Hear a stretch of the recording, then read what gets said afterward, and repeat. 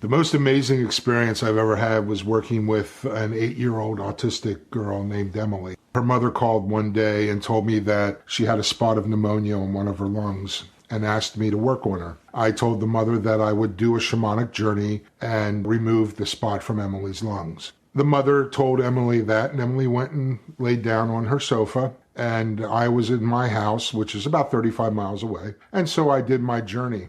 When I started my journey, and I was on my way to the lower shamanic world to get my power animal, Emily showed up in my journey. This has never, ever happened to me before. I've spoken to many other shamans, and they've never had this happen either, where a client actually shows up in your journey. But it was nothing out of the ordinary for Emily. Being autistic, she is very familiar with energy, very familiar with vibrations. She was able to find me and locate me in non-ordinary reality using my vibration. So she met me on my way to the lower world, and she accompanied me while my power animal Shadow and I worked on her spirit body. She stood by, watched me work, watched me remove the spot from her lungs. And when we were coming back, I asked her if she was okay getting home. And she said, "Oh, sure, of course I know the way." And then she disappeared. A few days later, Emily's mother called and said that the pneumonia was gone and the work I did was successful.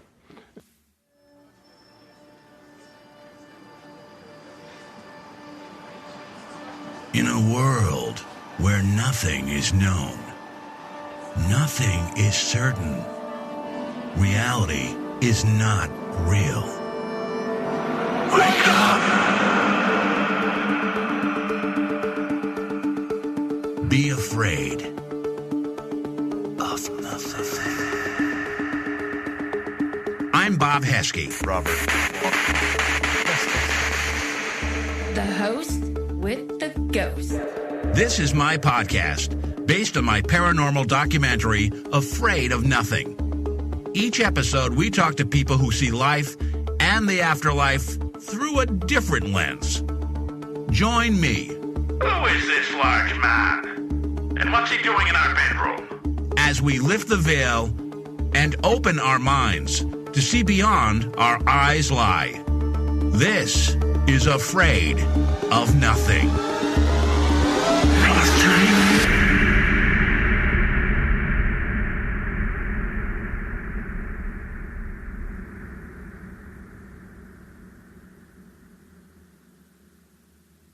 Welcome to the second episode of Afraid of Nothing, or should I say, Little Frog, the sequel. Today we bring back shaman Brad Hudson, also known as Little Frog. Brad is a shamanic healer, teacher, multidimensional energy healer, ordained minister, and a best-selling author on Amazon. His books include The Truth About You, Who You Are and Why You're Here on Earth, Shamanic Depossession and Other True Healing Miracles, and Vision Quests, True Stories from the Wilderness. Brad's website is www.littlefroghealing.com.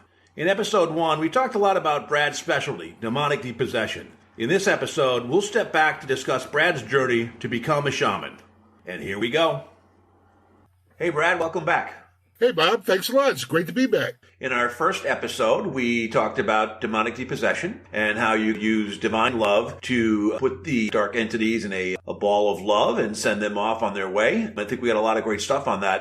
I think I wanted to talk about today, I want to step back and kind of talk about your shamanic journey, if that's okay. Absolutely. There's a great story about how you first became a shaman and how you got your name Little Frog. You mind kind of telling us where it happened and then how you became to be who you are today? Yeah, absolutely. I was going through some very unsettling times in 2012 when I was 55 years old. After trying a multitude of different things, psychic work, medium work, I landed on shamanic work and it just clicked. It was amazing. When I took the Foundation for Shamanic Studies basic weekend workshop course in March of 2012, I told the instructors at the end of the weekend, I thanked them for a wonderful weekend. But I said, you didn't teach me anything, but you helped me remember everything. So I found that I had been doing the shamanic work in many, many other lifetimes, and it came so naturally to me. Shortly after that, I was directed by my spirit helpers to the webpage questforvision.com, which is a gentleman by the name of Sparrow Hart, who lives in Vermont, and he leads vision quests across the country. So I felt very drawn to this vision quest, and I signed up for the August quest, which was held in the Green Mountain National Forest of Vermont. We had a group of, I think there were 8 of us that went out to the base camp, which was, I think we were about 4 miles from the nearest road. And from there, we each had to find our power spots where we would spend 4 days and 4 nights alone with just a filtration a filtration system to get water out of the streams, a sleeping bag, and a notebook and pen. It was an amazing experience. And when I left the base camp the morning of the first day, I noticed as I was hiking that there were tiny little frogs everywhere. And I mean, just everywhere. I had to be very careful I wasn't stepping on these things. I started talking to them and I said, I'm just like one of you guys. I'm just this tiny little human in this big world full of billions of humans. And I'm just trying to find my way, just like all you little frogs are. And suddenly I heard the voice in my head. And when I say the voice, I mean like in capital letters and quotation marks. And it said, your medicine name is Little Frog. And I stopped dead in my tracks. I looked up at the sky and I went, really? Little Frog? It's not Soaring Eagle or Running Bear or Charging Buffalo. I mean, I'm 6 foot tall, almost 300 pounds. And I mean, I'm a big guy. I'm bald. I look like a biker. Now my name's Little Frog. And that was the beginning of my learning that spirit has an incredible sense of humor. Yeah, and it's stuck with me. And that's how I am, of course, now known as Little Frog. Now, Brad, when you were doing that vision quest, were you fasting during those 4 days? I mean, they gave you water. Oh, yeah. Gave you food? Okay. Wow. Yeah, you don't eat anything for 4 days, and the reason behind that is that you hallucinate after a period of time with no food. And especially if you can keep yourself up at night and you go through a sleep deprivation experience as well, you can do some serious hallucinating without any kind of psychoactive drugs. And it's a way to focus. Most of the people that go out on vision quests go because they are experiencing problems in their lives. There are serious things that they need to think about and figure out. And there's no better way. I mean, today's society, we're so connected. We have so many damn electronic gadgets with us all the time. And people expect, they text you and they expect to hear back from you in 30 seconds or less. And when you get out into the nature and you're completely alone, you only have water at your disposal, no food. It's incredible the transformation that takes place. At the end of those 4 days, I didn't want to come in. I was so comfortable being by myself that it was a real letdown to come back to reality. We as a civilization have lost our connection to nature. I believe that 75% at least of the people in our world are so wrapped up in brick and mortar, concrete, they only see nature through windows. They don't get out. When you live in a city, where can you go and experience hundreds and hundreds of acres of nature and wildlife? Was this like in the spring with like mosquitoes and bad rain, or was it the summer? I believe, if I remember correctly, it was late August, early September. It was scheduled so that we missed a particular fly hatch, which would be rather annoying. But yeah, you're at the mercy of everything out there, because again, it's just a sleeping bag and a notebook. And we did have a tarp that we could, like a 10 by 10 tarp that we could put up in the trees to try to give us some protection from rain. And of course, it did rain one night. It just poured starting about 1 a.m. I remember the spot that I was in, it was very difficult to get my tarp up because I didn't have much to tie it to. Of course, the one place where it leaked was directly above my forehead when I was lying in my sleeping bag. And it was incredible. I did not get pissed off about that. I remember lying there, looking up at this stream of water pouring on my face and laughing and going, Of course it's pouring raining. I'm on a vision quest. It's gonna rain. And it rained for 3 hours. I got soaking wet, and it was it was a difficult experience, but the sun came out in the morning, and I dragged my stuff out of the woods into a clearing area where there was like a big swamp, and laid it out on some rocks, and it dried out. Everything was fine. But that was a test from Spirit to see how I would react. There's no question about it. I hate being cold and wet, and I was very cold and wet that night, and it didn't bother. It's almost kind of like a cleansing of the mind, body, spirit, everything, and it's almost a little bit of a rebirth too, is it? Yeah, it sure is, Bob. I mean, you hit the nail on the head there. I was there to further my connection with Spirit, but the people that came in with serious life problems at the end of those 4 days came to decisions that they probably would not have been able to make if they had not taken the time to escape modern day living, try to get back to, humanity's roots, which of course is nature, and had those 4 days and those 4 nights to really think about it. One of the things that I noticed, Bob, was the vast majority of people in our world are not comfortable being alone. They are not their own best friend. I like being alone. Me too. I'm a major introvert, yeah. Yeah, if I have to put on that extrovert mask, I can certainly do that, and I'm sure you can too. But when I was out there, I was never bored.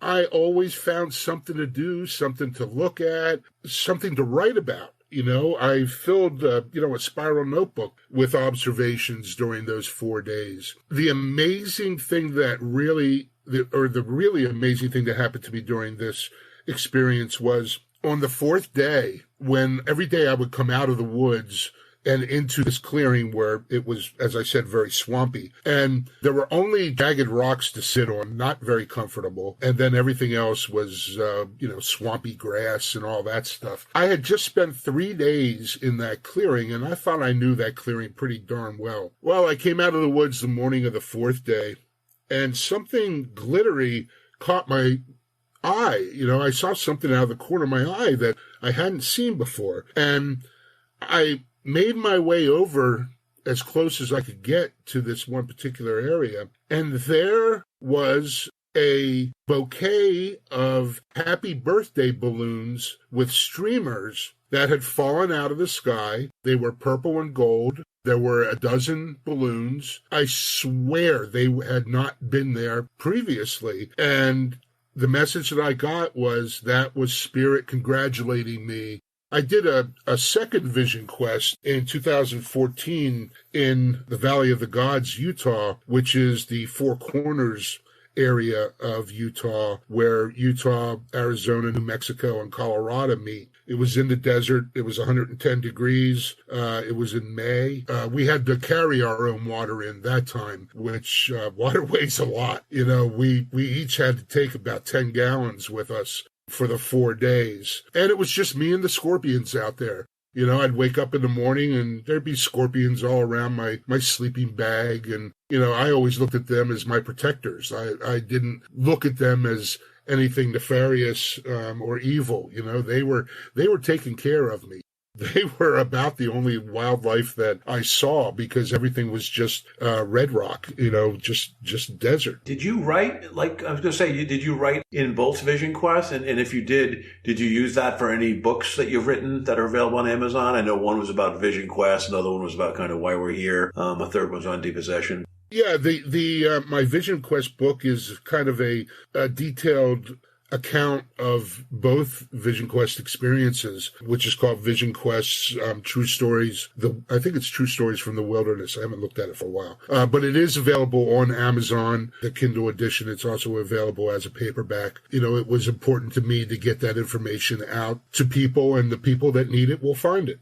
Now, that book you wrote, you gave me a book a while ago, the first one about, what was the title? It was about why we're here, or your purpose, something like that. The truth about you, who you are, and why you're here on Earth.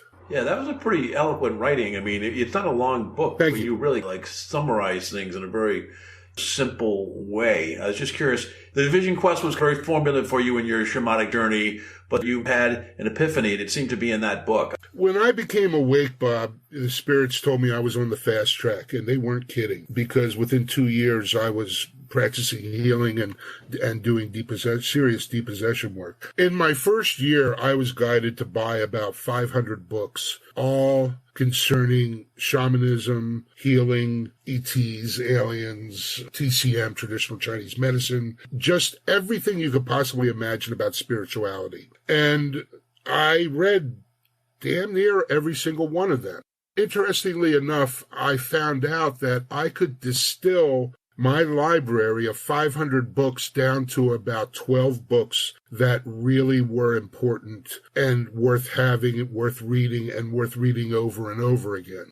That it was important for me to share with other people. And that was the impetus to write this book. And basically, I start out with information from the book Journey of Souls by Michael Newton, who is a California psychiatrist. He spent 50 years doing past life regression work with clients, and he noticed that every client, when they talked about what happens in between lives here on Earth, has the same description of where they go. So our true form is just balls of energy. We're just energy consciousness. Our entire universe is made of energy. So everything has a frequency, everything has a vibration. That's why the primary law of our universe is the law of attraction. That states that thoughts are things, and our thoughts carry a vibration. Every single one of us is responsible for our own reality. We create it through our thoughts. And not only, people don't like to hear this, but not only do we create the good things, we create the bad things too. So, backing up just a little bit, when we are in our true home, which is the fifth dimension and up, fifth dimensions are merely a state of consciousness. And I'll give you an example, death. Death is something that humans do not understand because we are scared to death of dying. Pardon the lousy pun. But death is a seamless transition from this third dimension into the fourth dimension.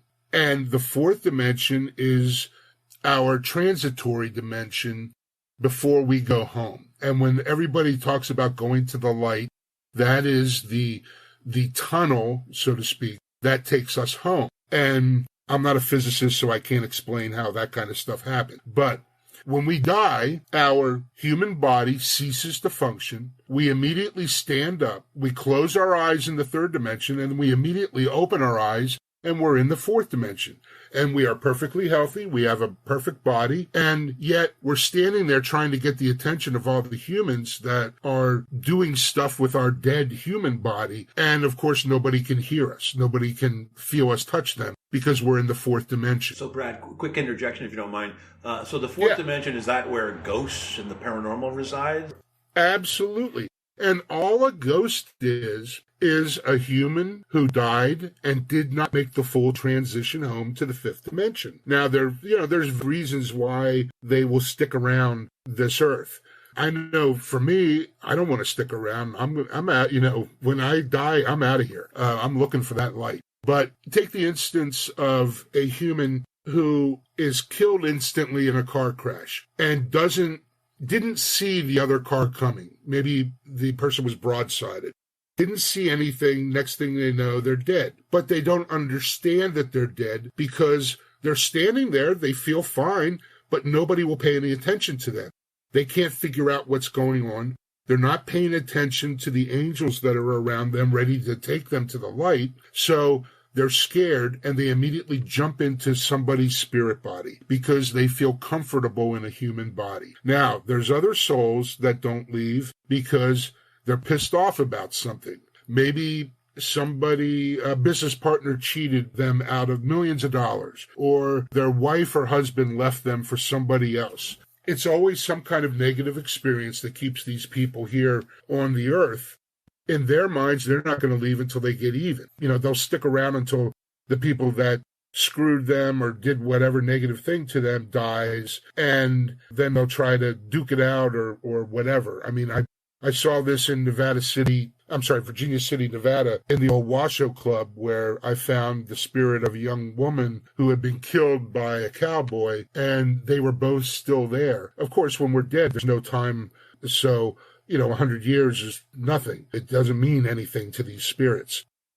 Another example is grief, like that one you saw at the Heske Pierce house where the woman was bent over, cowed in the corner, over the loss of a child that was ripped out of her, correct? Yeah, so it involves negative human emotions that will keep people from moving on. And whenever I come across spirits like that, the first thing I do is I always ask them if they want to go home. And sometimes they say yes, and sometimes they say no, which was the case in Virginia City. They wanted to stay there. They were not done with each other yet. Yeah, it is free will. And you know what? That's an excellent point. I'm very glad that you brought that up. We are the only place in the universe where free will exists. And the importance of free will is that when we are home in the fifth dimension, we live in soul groups of 25 to 30 souls. That's our eternal family. And we incarnate into every lifetime with our soulmates, but we each take different roles. So in this lifetime, Karen, my wife, she's the wife, I'm the husband. In past lives, I've been the wife, she's been the husband, or maybe she was the father and I was the child. We go through every possible permutation that there can be. And that's one reason why it takes several thousand lives before we stop coming back to the earth and we've learned all of our lessons about love and forgiveness. You mentioned like the ghost kind of could be pissed off and not want to leave or be grieving. Do we retain our personality after we die? Is that like a reflection of our soul, our personality here on Earth? Oh, yeah, absolutely. That's who we are. Which is a little depressing to me because I'm hoping to be something better in my next lifetime. Well, don't forget that we are just in human form right now. When we're home, we're perfect. We are a piece of the divine creator. And you and myself and everyone else on this planet, we are all creators. We come here to this planet over and over so that we can raise our vibration and move closer to the divine. As a shaman, I've done journeys to the divine and, gotten to like the palace grounds kind of thing. Is that the fifth dimension? Is that the final place? That's way up there. That's way past the fifth dimension. The fifth dimension, like fifth, sixth, seventh, maybe eighth, is all about I, me. Where we're trying to get is to the we, us stage. Okay? We want to be part of the collective consciousness of the divine. You take the major figures, spiritual figures like archangels and Jesus and Mother Mary, and they are all collective consciousnesses. They are so enormous. They can be thousands, millions of places at once because there are so many souls that make up that one being. The law of attraction was given to Esther Hicks by a collective consciousness named Abraham. You have the Seth books from the 60s written by Jane Roberts, who was a student, I think, in Ithaca, New York. There was some place in New York. And anyway, she channeled this collective consciousness who called itself Seth. And she wrote many, many books of Seth's teachings because he explained how the universe works from point A to point Z. And they're very comprehensive, very involved. And I always find myself rereading them every year because I understand more and more about them. Which raises another question, too. You were never really a religious type of person. What are your thoughts about religion now that you're a shaman? Yeah, I'm not religious at all. I'm spiritual, but I'm not religious. I do believe in the divine creator, but there is no such thing as a vengeful God. The divine creator is nothing but love, and it cannot be anything other than pure love. And when you are pure love, you can't be anything negative. So my viewpoints on religion they are purely human constructs that were created on the basis of control of other people. I think that that's pretty clear when you step back and you look at the stuff, especially when things like the Bible were written many, many, many years after Jesus walked the earth. I certainly believe that Jesus was real. Jesus has helped me in my work and has come to me and talked to me. And that in itself is an amazing experience that left tears in my eyes. Did you see him or did you just feel him? Both. I mean, in the first podcast, I explained the dark entity, depossession work I did in Newton. And that's the first time that Jesus came and actually stood beside me and helped me. And I could see him clear as day. He was standing right next to me.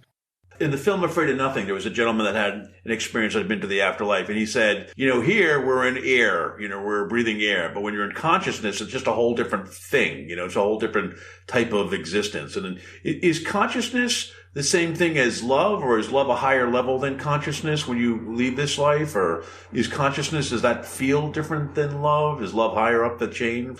That's a good one, Bob. When we're not here, we are immersed in love, in divine love. And there are no human words to describe what that feels like. I've experienced it through shamanic journeying. It is everything that we want and need. It's everywhere. Everybody experiences it. There is no hell. Hell was invented by people, again, for control purposes. We all go home to the fifth dimension. If you want to call that heaven, call it heaven. I don't care what you call it, but we all go there. It doesn't matter who we are. It's tough sometimes for us to leave because we know we're coming back to the earth. We're all volunteers that come to the earth, by the way, because the earth is the only place in the universe where we are born with the veil of amnesia, where we do not remember our connection to the divine. Consequently, that means that a lot of bad stuff's going to happen. And we will learn our lessons about love and forgiveness much, much faster when we come to the earth than we will anywhere else because of the veil of amnesia. Everywhere else remembers their connection to the divine. So all of the bad stuff that humans do to each other, murders and rapes and all of that kind of stuff, doesn't exist in other places. So we come here for a particular period of time, which is not very long. We come here to get our butts kicked. We come here to get our asses kicked. And we learn from that and we go home. Now, to the people at home, it seems like we're only gone for seconds. But, we can spend 80 Earth years here. There's also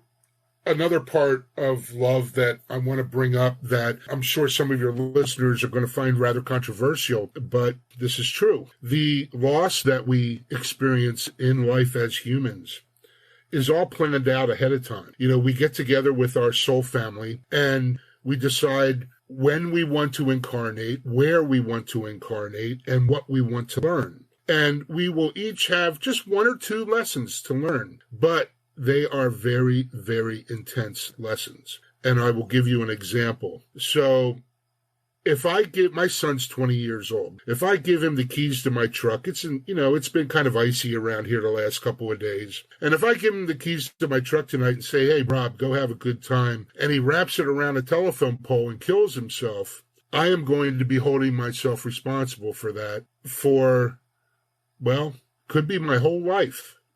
Because I think that if I hadn't given him the keys, he wouldn't have died. But the reality of the situation is that Robbie volunteered when we were home to be the son who dies at 20 in order to teach me and my wife lessons about love and forgiveness. Those are very simple lessons. The lesson is I need to remember how to love myself after this incident, and I need to forgive myself for everything. Some people can do that in a couple years. Some people cannot do that in 50 years. If you cannot learn the lesson in this lifetime, you will come back and repeat the lifetime until you get that lesson right. Because that's another theme we hear beyond, love is huge, but where does forgiveness fall into it for a shaman? Is that like a big kind of tenet for you as well? Now, I should be clear, and I appreciate you bringing that up, because I'm not being clear about the distinction between being a shaman and talking about the way the universe is set up. As a shaman, I help people. We're not magicians. Shamans are not magicians. Healers are not magicians. Every single one of us is capable of healing ourselves of whatever it is we have. And I am living proof of that. It's happened to me many times. Most recently, April of 2018, I suffered kidney failure.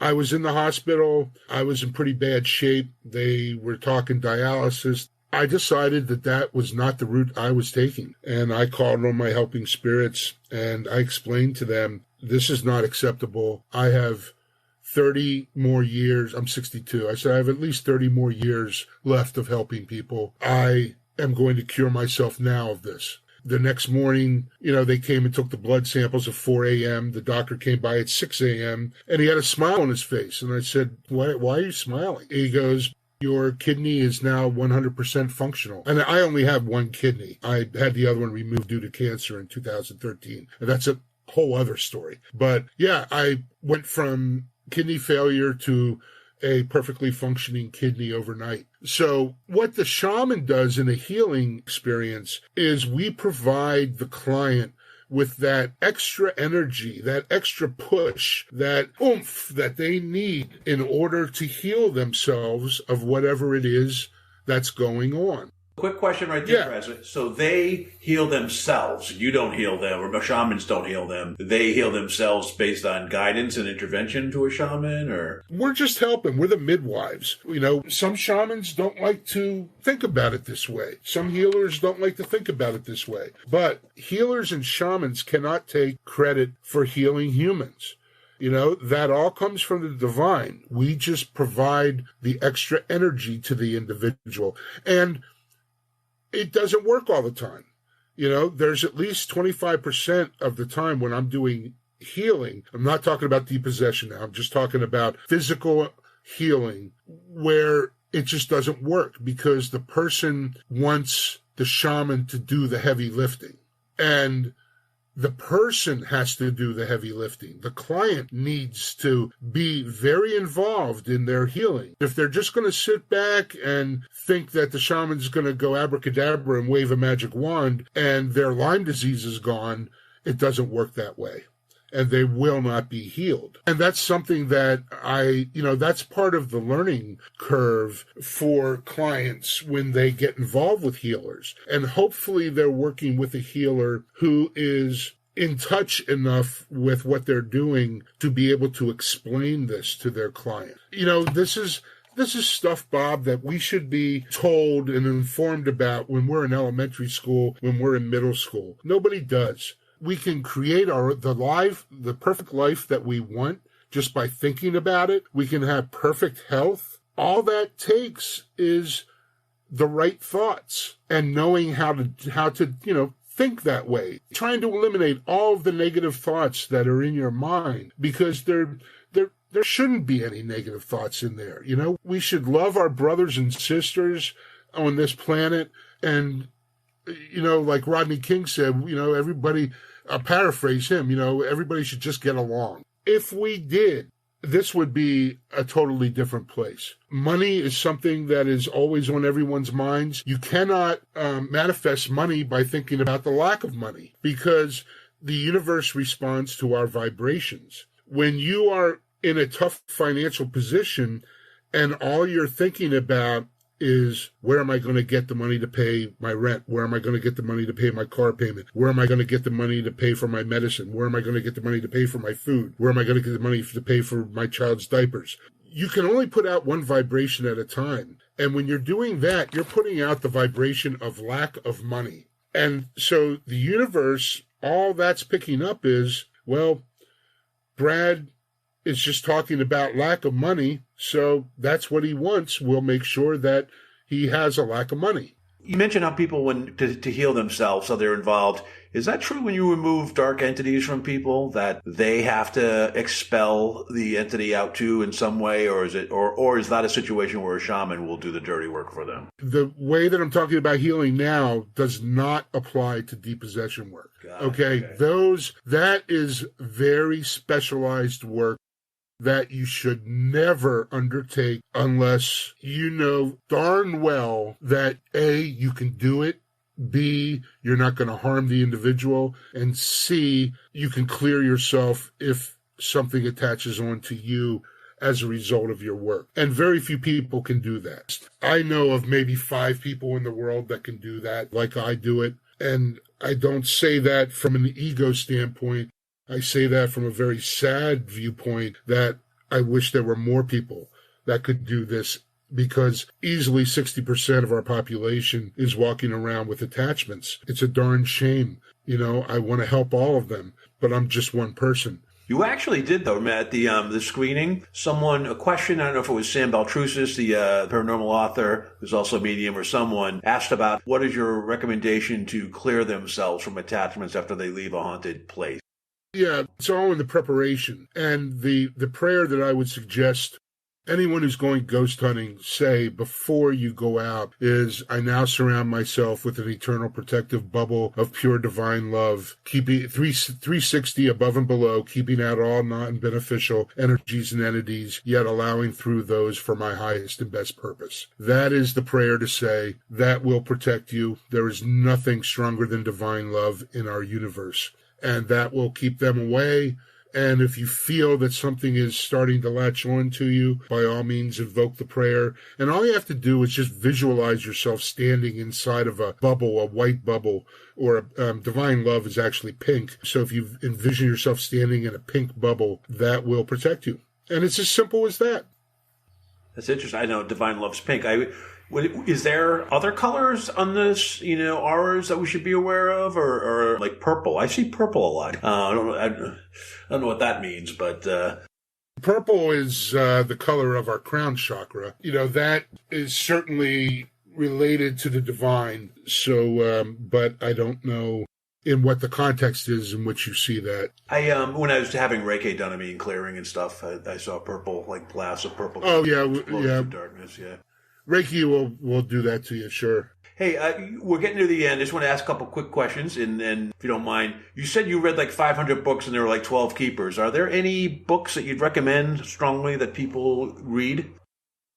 Yes. To find out about our true lives, read Journey of Souls by Michael Newton, Newton. You need The Law of Attraction by Esther Hicks. There are several Law of Attraction books in the series. Every single one of them is worthwhile, and that is the primary law of the universe, the Law of Attraction. I also strongly suggest going to the website Abraham-Hicks, HICKS.com, and signing up for their daily email. It is, they do not spam you. They just send out a quote or a couple paragraphs every morning, and every single email that comes out every day is helpful and beneficial. I continue to learn every day from the stuff that they send out. Infinite Possibilities by Mike Dooley, Dooley, is a kind of a dumbed down version of the Law of Attraction, but the reason that I love that book is it gives you concrete tools in order to manifest what you want out of life.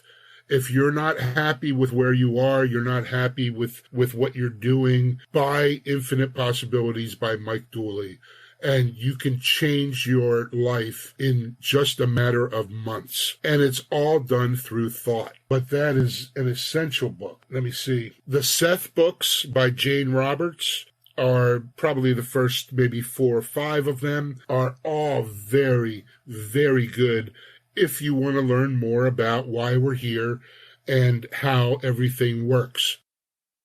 I think it's a great list. If you don't mind, one of the things before we close, is there a favorite story that you've had an experience where you've helped someone or you wanted to share, or a very powerful situation that kind of really reaffirmed what you do?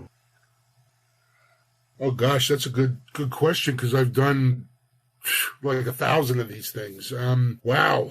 One of the experiences that meant the most to me, and I touched on this in the first podcast, Bob, was a doctor who came to me about 4 years ago who lost his medical license and was living in his car, did a depossession on him. He got, he reverted back to his regular personality because he had He had very serious anger issues, and that's why he was lost his license. And he worked his tail off, and within 2 years, he had his medical license back. And he has come to me and said, Brad, I want to be part of any healing center you set up because, I get it now. I get that medical doctors do not lend, any credence whatsoever to what you do, yet I am living proof that this works. And I want to be able to help other people as a medical doctor, along spiritual lines. And I think that was, one of the top 5 most rewarding cases that I've ever worked on, because that is, there's a person who's now back out into the population, making a difference every single day. And with the knowledge that, hey, there's more to it than just prescribing drugs and throwing prescriptions at people. There's a lot more to healing. Were there any regarding chronic pain or anything, or any unique situation? Oh my God, yes. It's very common, Bob, for people to contact me with pain that they've had for 20 or 30 years. I do some shamanic healing journeys for them, and it disappears. It goes away. Doctors were unable to help them. Oh, you know what? One of my very first cases ever, gosh, I had completely forgotten about this. This involves my prior life before I did shamanism full time. I had a concert merchandising company where I would do licensing deals with bands around the world. And I had a factory in Dover, New Hampshire, and we would print their T-shirts and provide them for the bands to sell on tour and sell them to stores and all sorts of stuff like that. And I had a prominent client, a band out of Canada. I'm not going to use the name because I'm sure they would give me permission, but I don't want to do it without their express permission. So anyway, the singer of the band was a female, and she was extremely sick. And her mother contacted me because her mother knew about my shamanic transformation and said, Brad, my daughter has been to every specialist in Canada. She's been in hospitals, in and out of hospitals. Nobody can figure out what's wrong with her, and she's dying. They have given her about 6-8 weeks to live, and she hasn't eaten anything in months. I mean, can you please help her? So I did a journey to the spirit body of this young lady. I was astounded at what I found. Here, her fiancé had committed suicide, about 6 months earlier, I believe it was. And he never crossed into the light. Instead, he took up residence within her spirit body. And when I'm looking at her spirit body, I saw him and I said, hey, who are you? And what are you doing here? And he told me, and I said, do you realize, I said, you love her, right? And he said, oh, of course I love her. And I said, well, I need to explain something to you that you may not understand, and that is by taking up residence in her spirit body, you are sucking energy out of her and you are slowly killing her. I said, you don't want to harm her, do you? And he said, oh my gosh, no. And I said, well, then what we need to do is get you to the light, cross you so you can go home, because once you are crossed, you can always come back and visit your fiancé, but you will not be harming her in any way, shape, or form. I said, does that sound okay to you? And he said, well, yeah, nobody ever explained that to me before. So I grabbed him, and my power animal and myself took him to the light. His relatives were standing there waiting, and we left him on the ledge and saw him disappear into the light. And I reached out to him after about a minute or so, and I said, are you okay? And he said, yes. He said, Brad, he goes, I'm absolutely fine. Thank you so much. I can't wait to get back and visit my fiancé. Unbeknownst to me, 15 minutes after that journey ended, the woman in question ate her first meal, because I then emailed her mother telling her what I did. And she said, oh my God, she's eating. She's, awake. She's talking. She feels good. And she continued to get better day after day after day after day. This was after 6 months of doctors that didn't know what to do. Have you ever seen her since? Oh, yeah. Oh, okay, sure. Wow. I'm still in touch with her, and I actually had to do some further work on her a couple years after that, but it wasn't anything real major. When those things happen, Bob, it's the most fulfilling, work in the world. I was able to help this young lady get her life back, and she's doing great. I can't come up with words to tell you how incredible that makes me feel, that, she now has her entire life ahead of her. That's the kind of work that I do on a daily basis. And it's, I don't advertise. I don't make a big deal out of it. In fact, the only time I ever talk about it is really, when I'm doing interviews like this. And what will happen is people will listen to your podcasts. Things I say will resonate with them, and they will contact me directly, tell me they heard me on your podcast, and then tell me about the problems they need help with. I certainly hope so, Brad. I mean, that's a great place to end. And I know we did at the end of the first podcast, but just let us know how they can reach out to you. What's the best, they listen to this podcast and they want to connect. Is it email or a website? It doesn't matter where you are in the world. I can work on you anywhere. Most of my work is done remotely. I have clients everywhere, in Europe, in Scandinavia, in Africa, all over the place. So it doesn't matter where you are. My website is www.littlefroghealing.com. My email is littlefroghealing@gmail.com. And my cell phone is 978-590-0186. I'm in the Boston area, so I'm on East Coast time, and you can reach me via phone any day of the week between 10 a.m. and 8 p.m. And I encourage you to call me with your issues and see what I can do for you. And you will feel it in your heart chakra if you listen to this podcast and know that if you're wondering if you need to contact me or not, just listen to your heart chakra. And if it feels good there, that is your higher self telling you, yeah, Brad can help you. And I'm happy to do it. Thank you for all the time you've given me. This is a great way to start my podcast. Well, Bob, I just can't thank you enough. Thank you for putting me in your documentary and all the help that you've given me over these last few years. You're a very valuable friend. I treasure our friendship, and I wish you the best of luck with your podcast. Thank you so much, Brad.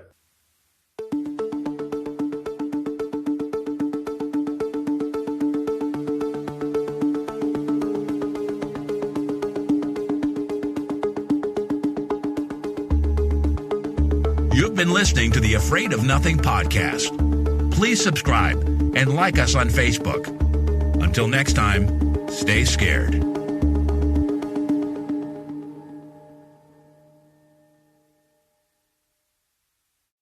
Hey, you're still here?